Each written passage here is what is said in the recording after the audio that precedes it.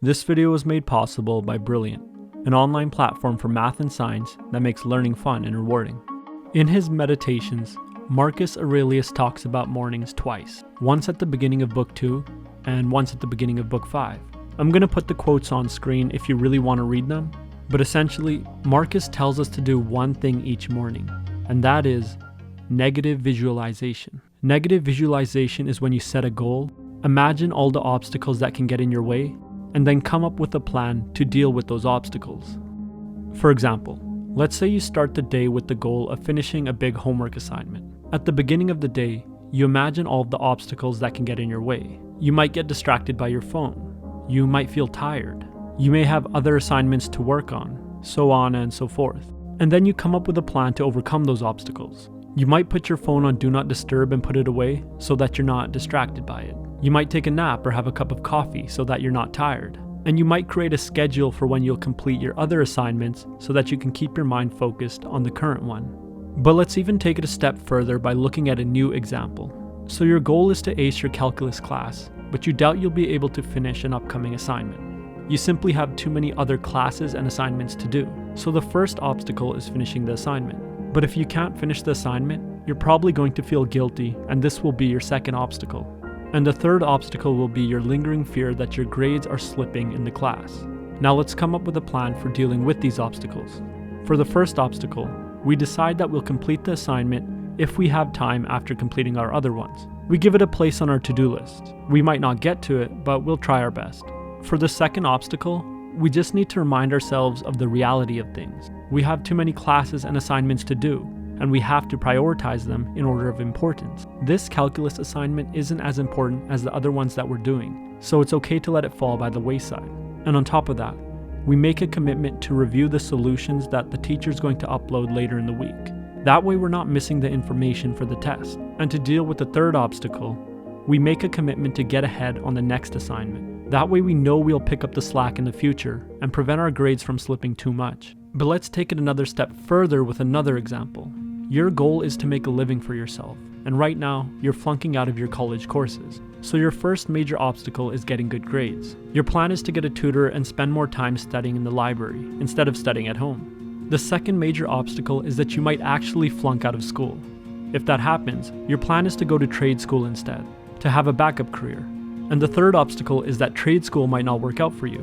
So as a backup plan, you come up with a list of the highest paying careers that only require a high school education, and you keep that aside as a backup.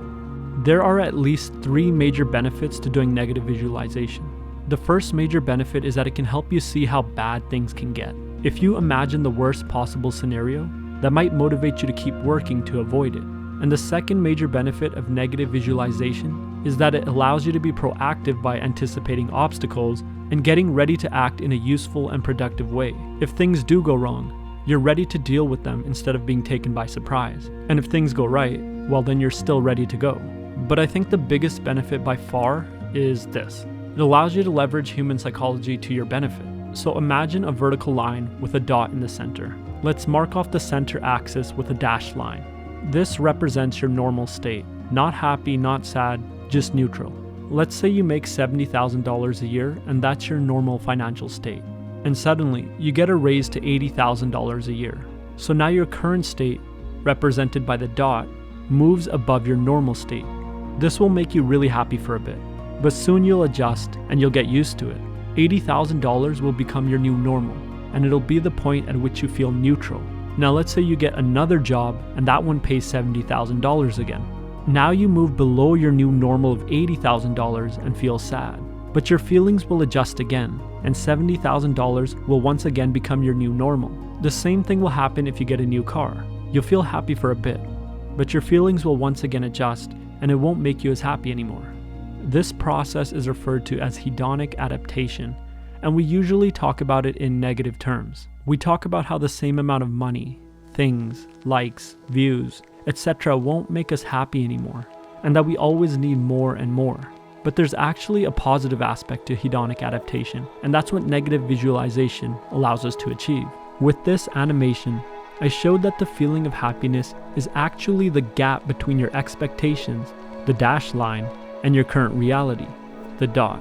The goal with negative visualization is to keep your expectations as low as possible, to keep the dash line as low as possible. That way the gap between your reality and your expectations is as big as you can possibly make it in a positive way. That's exactly what minimalists do. If you can learn to live and make peace with only a few number of items in your life, all of the extra stuff you get is just a benefit. If you can learn to live and make peace with a limited salary, all of the extra raises you get are just bonus upside. If you can learn to live with and make peace with the worst possible scenarios in your life, everything beyond that is upside and benefit. In other words, learn to keep your expectations low, but try to let your reality exceed that. So the steps of negative visualization look like this. Set a goal, anticipate the obstacles, and come up with a plan for dealing with them. So what was Marcus's goal? In essence, it was to live with justice and piety. But to understand this, you have to understand his worldview. He believed that we were all parts of a whole. In the same way a finger is a part of a body, or a tree is a part of a forest. What's good for the part is what's good for the whole, and vice versa. Or what's good for the finger is good for the hand, and what's good for the tree is what's good for the forest. He sees everything as interdependent, and that what's truly good is good for all the parts and wholes equally. He also believed that every individual had a duty to fulfill, and the best thing anyone can do is fulfill that duty.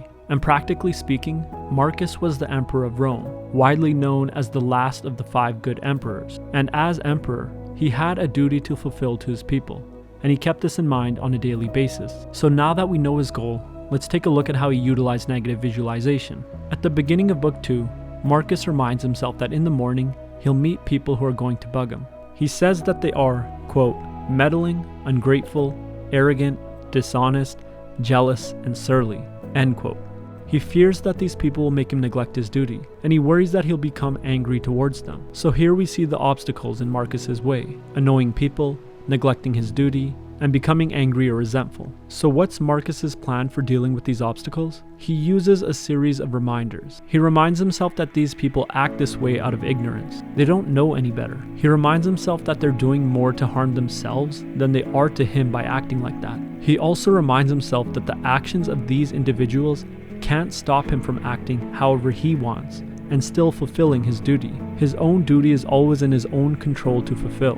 And lastly, he reminds himself, quote, nor can I be angry with my kinsman or hate him. We were born for cooperation, like feet, like hands, like eyelids, like the rows of upper and lower teeth. So he tells himself that even though they'll annoy him, it's because they don't know any better, and that he still needs to cooperate and love them instead of being resentful. What's best for everyone is cooperation. Marcus routinely uses reminders to overcome the obstacles in his life. Here's another example. At the beginning of book 5, Marcus tells himself that he'll have trouble waking up in the mornings. He identifies a few obstacles that he'll encounter.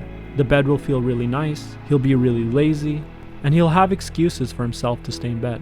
And again, Marcus uses some reminders to overcome these obstacles. He reminds himself that he's not meant to feel nice. He has a duty to fulfill to the world, a duty only he can fulfill. He reminds himself that every other animal has gotten up to do its job this morning, including the bees, the birds, and the plants. They're all contributing to the community that they're a part of. So Marcus scolds himself for his laziness. He asks himself why he should lie around and neglect his duty when all of the other animals have gotten up and started doing theirs. So I'll leave you with this. Every day is the beginning of a new journey. It's a chance to go in a new direction or to a new destination, to move further ahead than we are today. And with negative visualization, we can prepare for and make peace with the worst possible scenario, while still reaping the upside of the best possible scenario. And negative visualization isn't just a simple tactic. It's more of a way of life. You have to actually work on and become the kind of person who can make peace with the worst possible scenarios. And the steps are simple. Set a goal, anticipate the obstacles, come up with a plan. They're simple, but not easy. It takes a lot of consistency and effort to become the kind of person who can make peace with the worst possible scenarios. But I do think it will be worth your effort.